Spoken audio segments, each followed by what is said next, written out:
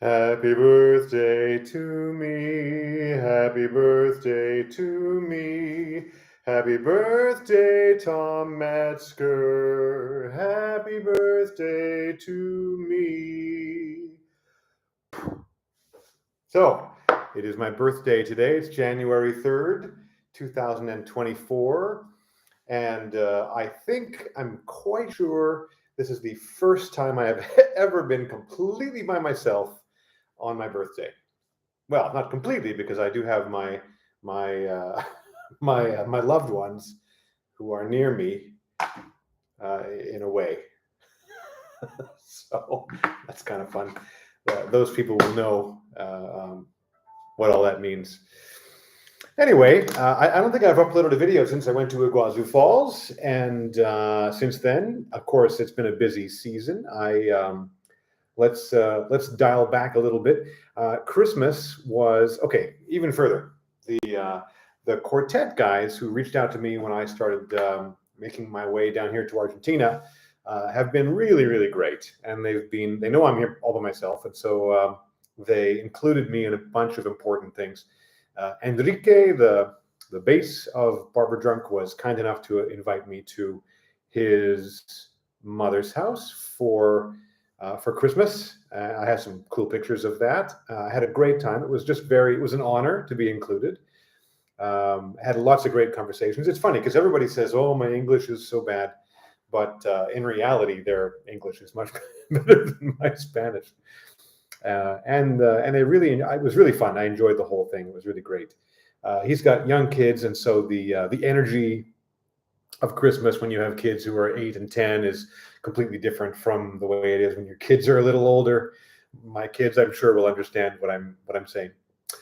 Yeah, so that was great. The really funny thing about that particular event was here I am all the way in the other hemisphere in a Spanish-speaking country, and my my mother came from Denmark, and so our Christmas traditions are very Danish centric. There's a tree, and you go around the tree and you sing songs, and there's certain kinds of food, riz à l'amande, which says French, but I know it's a Danish thing, and certain kinds of dishes, the red cabbage dish.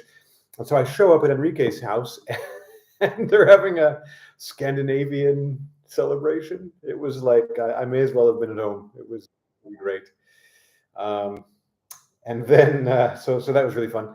And then just a week later, of course, is New Year, and my other best Argentinian friend, Diego, um, invited me to come to New Year's with his family.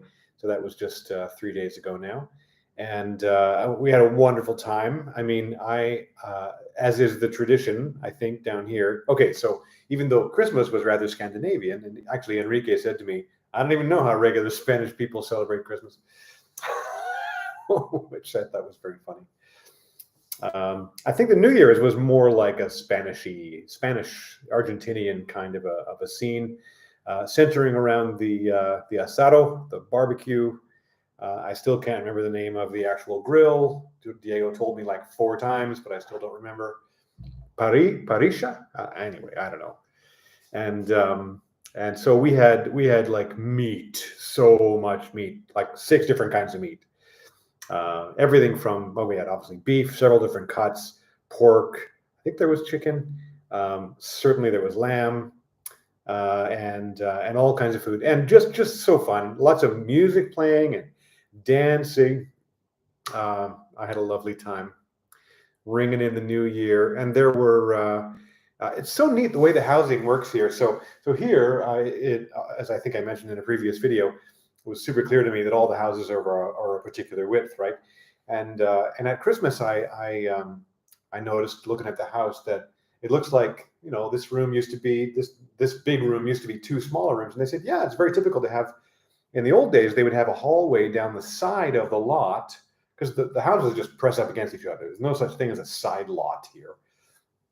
And so there'd be like a hallway down the middle, and that would be outdoors. So the house is kind of built on the rest of the lot other than the sidewalk. And then so if you want to go to the bathroom from your bedroom, you go outside. to the hallway. But these days, all the hallways have been converted into interior space. And so you can still see the echo of that architectural situation. But you don't walk outside anymore to go to a different room. That's so 1860.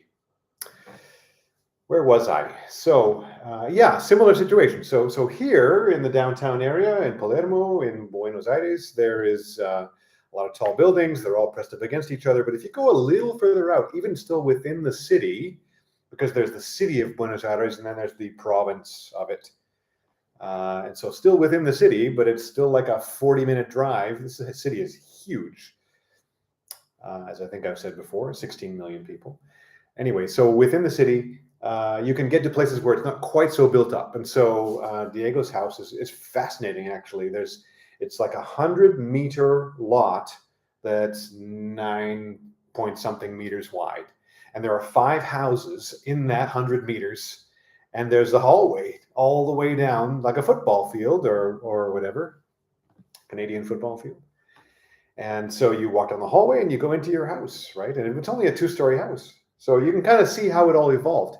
Because probably that 100 meters used to be a house at the front and then a yard.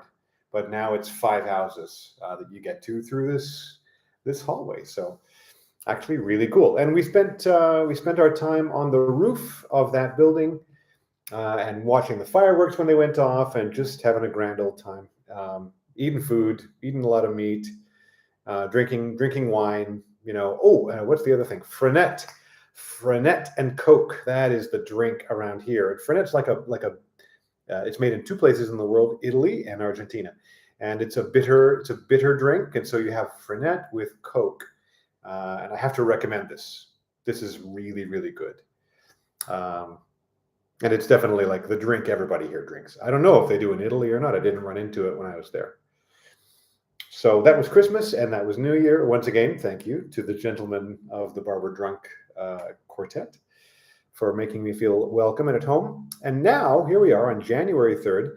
And of course, that is the day that I was born in 1971. So here I am being 53 years of age. First time ever spending the day by myself. So today, I decided I would kind of take a low-key day, not work so much, and I went out just now to a lovely restaurant, and I took a bunch of pictures. I had ordered like a steak, like a meat dish, and some roasted peppers, and there's a little half bottle of wine, and there was some bread and stuff. Oh, so good! Oh, so excellent! Really cool, interesting. The brazier, I guess it's called, or it's a warming dish for the meat. So they bring it out, and I looked underneath it, and it's literally got coals from a fire underneath that, right? So it's not like it's got a little burning flame. It's got a bunch of coals keeping everything hot. Very cool. Never seen that before in my life. The meat was amazing. It came with 3 different kinds of garnish. It's kind of like a garlicky one. There's I'm going to get this all wrong, but there are 3 different kinds of things, all of them amazing. So I ate all that and had a great time. The server was super accommodating and didn't speak a lot of English, but looked things up on her phone and was sort of helping me out. And I was trying to speak Spanish as much as possible, but that still isn't very much. So had a really nice meal. Basically spent the whole time on my phone with other people. So hanging out with Anna, with Denis, with Ryan. My son Tyler beat me at a chess game while I was sitting there. But as I was telling my older child, it's always kind of a pleasure when your children get better than you at stuff. So even though, yeah, at some level I hate to lose at chess, if I'm gonna lose, I'd like to lose to Tyler. I think that'd be pretty cool.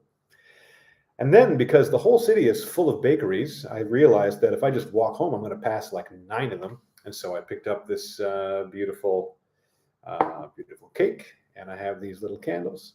So here we are. And finally, perhaps most importantly of all, today is my 4th anniversary with the love of my life, whose name is Anna. And we've already spoken several times, and she's been really great. She's talked to me every day since I've been here. You might think, what? You went away for 3 months without your significant other? Yes, I did. The idea was to have her come and visit. Alas, the tickets are $4,000 or more and take 50 hours to get here. So that was sort of did not come together. But she was the one who encouraged me to go. Said, go ahead. Yeah, and I miss her greatly, along with, of course, my children. My mom also reached out today, which was really great. And so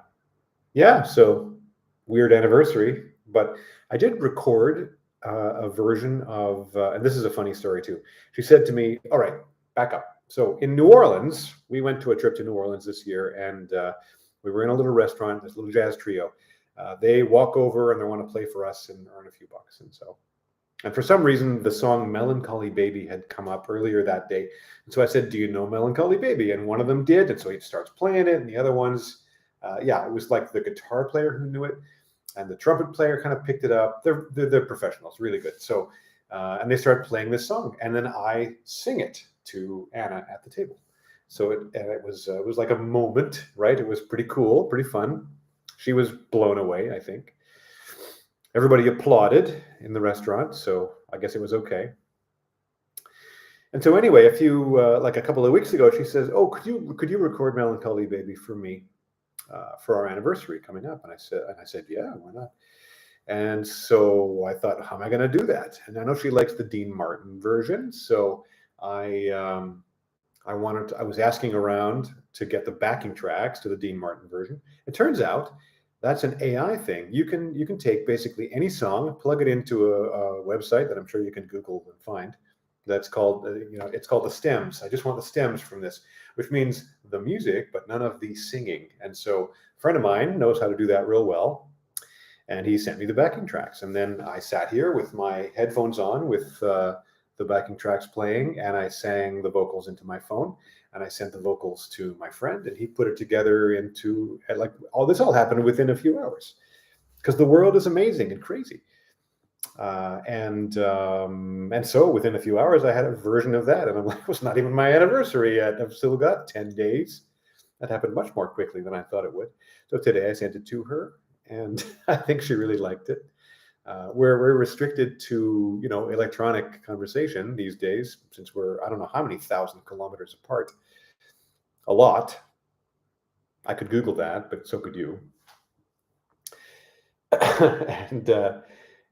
So she sent me a picture of the card that she mailed me, which may or may not ever arrive, let's be honest. And I sent her that. So that was my anniversary situation today. And the truth is that having been here for a little more than 2 months, I really miss everybody, and I'm looking forward to going home. I mean, Buenos Aires is amazing. The people here are great. The weather is like it's paradise every single day. But I miss my people, and I look forward to going home. And upcoming this weekend, I decided one more weekend trip. So I booked myself a flight to Mendoza, which is almost in the Andes, and on the sort of western side of Argentina, almost in Chile. And so I decided to splurge and take the first class tickets, which cost me a total of an extra $60. Everything is so economically different here. Anyway, going to Mendoza, 3 days, long weekend kind of. And I'm going to take a tour of the Andes, and I'm going to go see some vineyards, some wine, some bodegas, as they would say here. That's going to be real fun. And I'll make a video about that too. Pictures I share on Facebook, so enjoy that. Anyway, thanks everybody. Have a great day.